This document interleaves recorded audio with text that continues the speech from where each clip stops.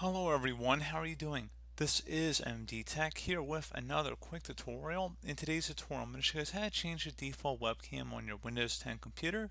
So this should definitely be a pretty straightforward tutorial, guys. And without further ado, let's go ahead and jump right into it. So we're going to go ahead and start by opening up the Start menu. Type in Control Panel. Best result should go back with Control Panel listed right above App. So go ahead and left click on that. You want to now go ahead and select where it says devices and printers. If you don't see it here, you might have to go ahead and set your view by to large icons and then select devices and printers. Now, if you see multiple webcams listed in here, you want to go ahead and right click on the applicable webcam and just select set as default. So there should be an option for that when you right click on it.